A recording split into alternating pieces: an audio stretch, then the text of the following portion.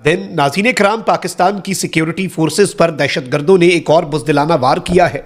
इस बुज़दिलाना हमले में पाकिस्तान की अफवाज की शहादतें हुई हैं। एक मरतबा फिर इंटेंस एक्सचेंज ऑफ फायर यानी शदीद तरीन फायरिंग का तबादला जो है वो शुरू हो चुका है और सुबह से ये जारी है। टीटीपी ने वीडियो रिलीज कर दिया। वो पैंट एक पैंट नहीं थी। टीटीपी ने ये भी बताया कि असला भी हमने पकड़ा, मतलब उनका असला भी हमने कब्जे में ले लिया पाकिस्तानी आर्मी का। फिर तहरीक तालिबान पाकिस्तान ने आज 8 अलग अलग जगहों पर हमला किया। इस जमाने में खबर आती थी कि 1 मारा गया, 2 मारे गए, 3 मारे गए। आजकल 37, 28, 25, 50 ऐसी आती है खबरें, 54, बहुत सारी खबरें आती हैं। अब ये पाकिस्तान और अफगानिस्तान एक वेस्टर्न फ्रंट पे एक बहुत बड़ी जंग होने जा रही है। अफगानिस्तान पर अब इंडिया ने हाथ रख दिया है। अब इंडिया बराह रास्त पाकिस्तान पे हमला करे ना करे, वो अफगानिस्तान के जरिए पाकिस्तान पे जारहियत करने की कोशिश करेगा। आप समझ रहे हैं ना, सूरत हाल जरा समझिए कि इसमें कहां पहुंच गई है।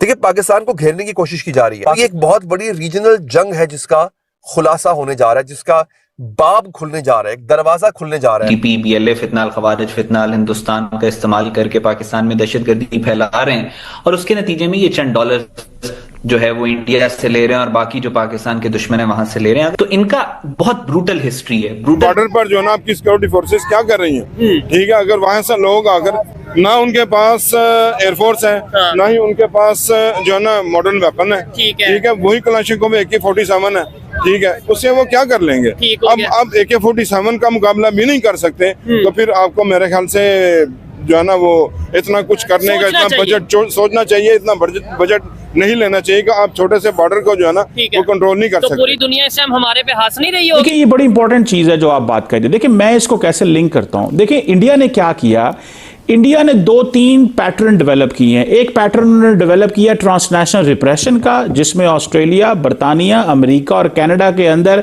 सिख रहनुमाओं को कत्ल किया गया। फिर बांग्लादेश में मुसलमानों को टारगेट कर रहे हैं, पाकिस्तान के अंदर मुसलमानों को टारगेट कर रहे हैं।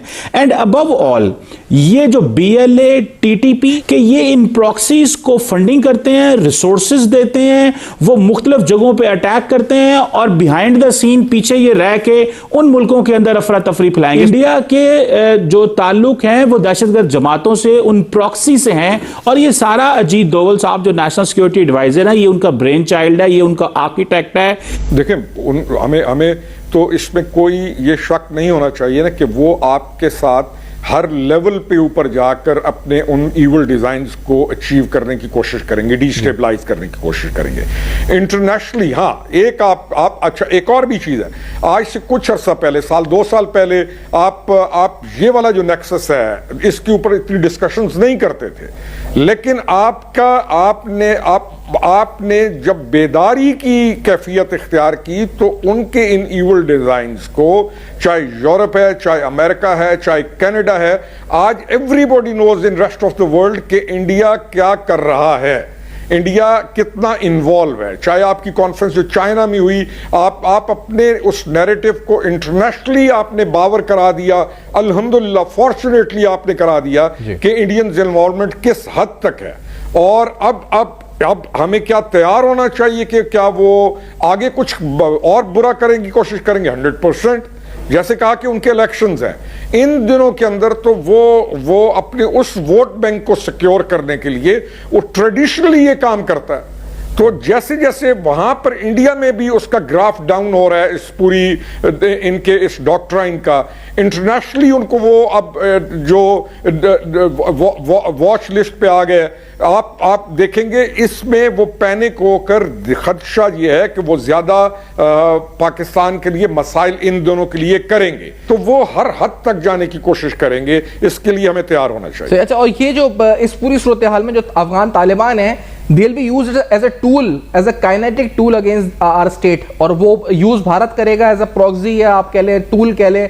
तो ये गठजोड़ जो है ये सामने आएगा और ये जो आज भी हमला हुआ या वाना में जो हुआ, ये गठजोड़ बेनकाब हुआ फिर से हमारे सामने। यही बात है ना फरूख साहब? देखें, गठजोड़ बेनकाब तो काफी अरसा से हो चुका था जी। हमें मालूम नहीं है कि वो कहां से ऑपरेट कर रहे हैं, हमें मालूम है कि उनको कौन सपोर्ट कर रहा है, हमें मालूम है कि उनको कौन स्पॉन्सर कर रहा है अफगानिस्तान में भी। लेकिन ये गठजोड़ बहुत बुरे तरीके से एक्सपोज हुआ जब मुत्तकी साहब ने जाकर आरएसएस के डॉक्ट्राइन को उन दिनों के अंदर जब क्या कुछ चल रहा था इंडिया के अंदर बैठ के ना सिर्फ उन्होंने इंडोर्स किया बल्कि इंडियंस ने उस चीज को उस तरफ टिल्ट दिया अपने उस वोट बैंक को दिखाने के लिए कि देखो हम इस मकसद के लिए पाकिस्तान को डैमेज करने के लिए हम इकट्ठे हैं। और वो जो उनका नैरेटिव है उन्होंने अपने उस इंडिया के अंदर फैलाया। अब इसका किसने सोचना था? इस्तेमाल होने वालों ने क्या उनको अकल नहीं है कि हम किसके खिलाफ इस्तेमाल हो रहे हैं, क्यों इस्तेमाल हो रहे हैं और हम किसको डैमेज कर रहे हैं? तो उन्होंने अब उस पे ये तो बहुत एक्सपोज हो गया मामला। अब तो गठजोड़ की कोई शक वाली बात तो नहीं रही है। जी ठीक है। और ये यानी आप एक्सपेक्ट करते हैं कि जो पाकिस्तान की जो स्टेट है, जिस तरह आपने कहा कि हम मजबूत हो रहे हैं, हमारे इंस्टीट्यूशंस मजबूत हो रहे हैं और ये भी उनको हजम नहीं हो रहा, स्टेबिलिटी उन्हें हजम नहीं हो रही, तो वील एक्सपेक्ट मोर। आपको लगता है कि कुछ शहरों में और रेड अलर्ट्स हुए हैं, सिक्योरिटी टाइटन अप की गई है कराची में और दीगर इलाकों में, तो क्या ये इस तरह के बुजदिलाना हमले, बुजदिलाना कार्रवाइयां हो सकती हैं आम शहरी और सिक्योरिटी फोर्स के खिलाफ in the coming days, in the coming months मजीद? करने को देखिए, हम क्यों रूल आउट, कैसे कर सकते हैं रूल आउट? ये तो नहीं है कि उनका जो पूरा डॉक्ट्राइन था, जिस इवल डॉक्ट्राइन पे वो काम कर रहे थे, वो खत्म हो गया। वो तो इंटैक्ट है और इस वक्त ज्यादा खतरनाक है। वो तो ज्यादा डिस्टेबलाइज करना चाहेंगे अपने उस चीज को आगे, क्योंकि उनका आप ये नोट कर लें कि उनका डॉक्ट्राइन है क्या। वो पूरे का पूरा लोगों को, अपने जो लोग हैं उनको किस चीज पे इंसाइट करते हैं। यानी इसलिए हमें बहुत ज्यादा विजिलेंस की भी और हमें बहुत ज्यादा इन दिनों के अंदर बहुत बेदार होने की, कौमी तौर पर बहुत बेदार होने की जरूरत है।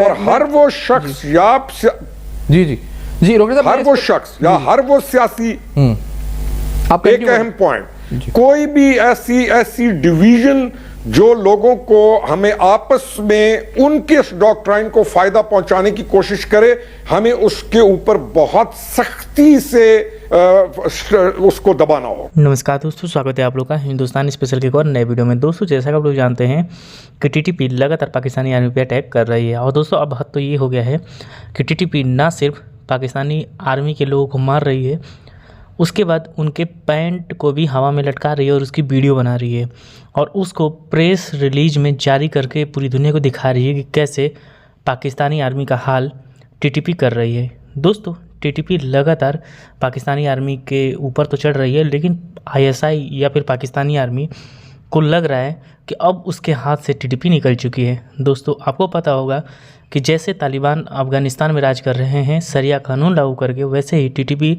पाकिस्तान में राज करना चाहती है शरिया कानून लागू करके।